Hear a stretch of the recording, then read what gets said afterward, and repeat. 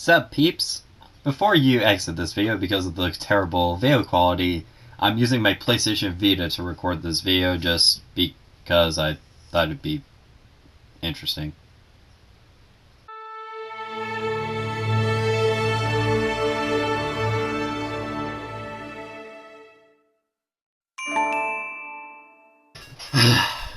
The PSP. Such a really nice handheld, even to this day. Got the PlayStation 2 experience on the go, and you even had these cute little discs called UMDs. Cool, huh? PSP 1000, it's a classic, but could use some upgrades. Oh hey look, the 2000 model. The better one, because it's a little smaller and a little bit upgraded RAM. I think it could get better though. The 3000 model, a really bright screen, thinner, and all around just feels way better. But I don't know. I guess these discs just are not good on the battery life, and people aren't buying them, so I think there's one more thing we can do with the PSP. Let's take this off and have it slide up. This... Does anybody even remember this thing? This is the PSP Go. This has to be one of the weirdest PSPs. Not only because it does what every phone back then did, I'd argue they should bring some of those phones back, but also,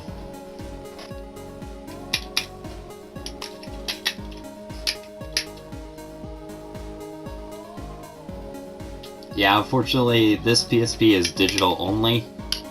It's not the first digital only system, but needless to say, people were pretty annoyed by this, hence why it didn't really sell well.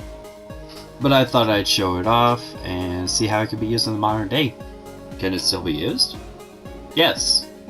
Can we download games? So it's basically the same as an actual PSP, but this time, because it's digital only, it has 16 gigabytes of internal storage, and instead of memory sticks, you use something called an M2 stick, whatever that's called. Mine doesn't have one, unfortunately, so yeah, here's about the size of this thing. This thing is tiny. It's about the same size as an old iPod Touch at the time. And as you can see, it has a clock, and I actually found out if you press the triggers, it actually brings up the date, like the calendar.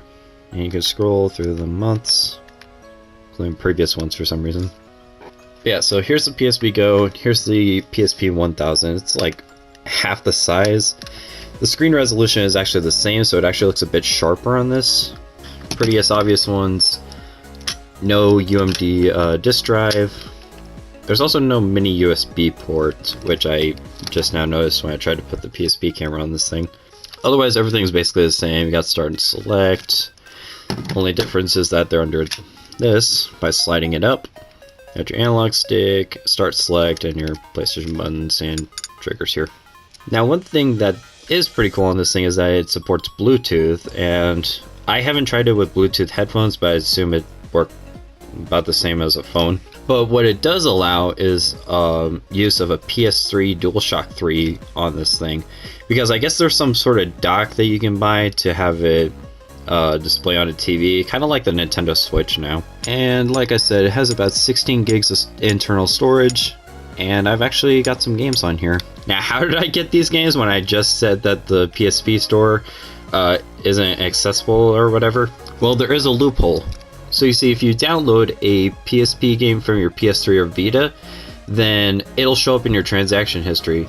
So if you go onto the PSP store and hopefully avoid it freezing when it loads up, because for some reason it just does that on my systems, then you can go into your transaction or download history and download what can be downloaded on a PSP, and then you can play from there.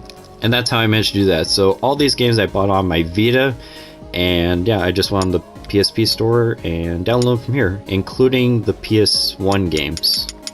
I'm just gonna load up Ratchet and Clank for now. So yeah, it basically works the same as a regular PSP. Like I said, if you bought the game back then or recently downloaded it on a PSP or PS Vita and PS3, then you should be able to download them onto your PSP with no hassle. So that was gameplay. Now, what else can we do? I don't know if it's if you downloaded them from the store back then, but you can also transfer videos. As you can see, I actually put a full movie on here. Don't ask how I got it, but we can pretty much play MPEG-4 and all of them. This includes videos that you probably already have.